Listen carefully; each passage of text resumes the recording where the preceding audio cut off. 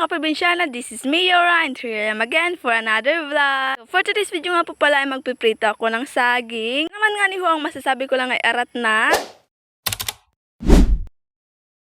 Makarami ko nga ni hong nilabhan for today's video, kaya naman nga ni ho ay naisipan ko magluto ng aking pangmerienda. Ako nga ni ho itong tayod ni mamay na nalaglag. Is walang ganoon. Nga ni ho ang isusuot namin sa pagsasayaw ng folk dance. Ako nga ni ho kasi na meron pa palang tira doon sa aming ginawang ginataang saging. Iba nga ni ho ay hinug na at iba naman nga ni ho ay hilaw pa. Naman nga ni ho itong mga hinug na ito nga ni ho ang ating lulutuin ngayon for today's video meron naman nga ni ho masarap na merienda kami ngayon. Siyempre nagpaalam nga ni ho muna ako kay mamay para naman nga ni ho ay payagan tayo. Si mami nga ni ho ang bibili ng lana dahil nga ni ho wala akong pera ngayon. Talaga namang wala everyday. Yan na nga ni ho at kinuha ko na nga ni ho ito ang mga hinog na saging. Nga ni ho sa akin ni mamay na lagain ko na lang nga ni ho ito para naman nga ni ho ay hindi magastos sa lana. Naman nga ni ho ay napakaninipis nito at mas masarap nga ni ho ito kapag prinito. Naman talagang napaarat na si mamay. Kuha ko na nga ni ho lahat ay binalatan ko na lang nga ni ho ito isa-isa. Bilis lang nga ni ho ito balatan dahil nga ni ho ito ay mga hinog na. Iba nga ni ho ng mga saging ay meron na nga ni ho itong mga sakit. Kaya naman nga ni ho ay tinatapyas ko lang nga ni ho ang merong mga sakit.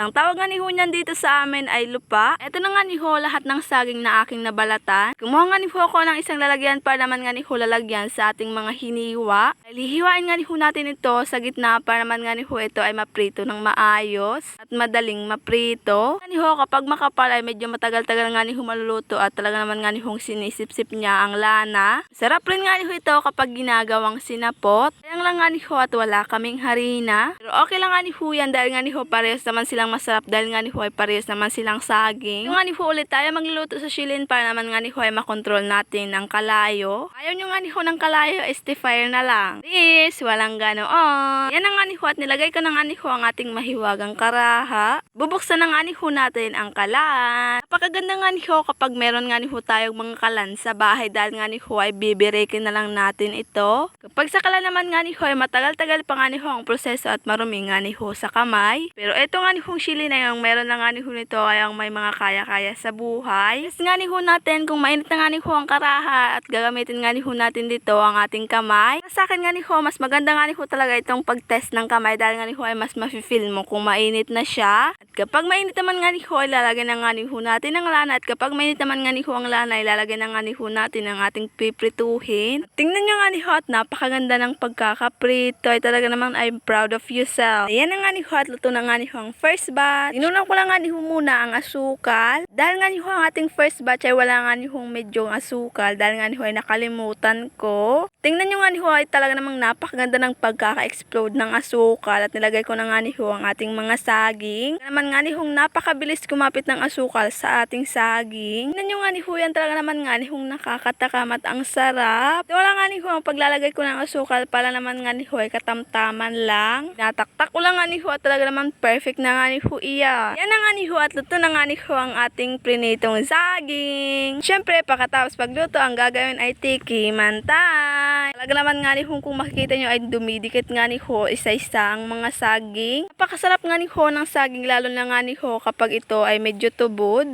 Unang kagat, first bite. Ang sarap! Siyempre, masarap nga ni ho yan dahil nga ni ho ay may gawa rin nga ni ho iyan sa pagmamahal. Sheesh! Di lang nga ni ho halata sa aking muka. At yan lang nga ni ho for today's video. Huwag kalimutang mag-like, share, and follow sa aking page. Kumsamida sa panunood!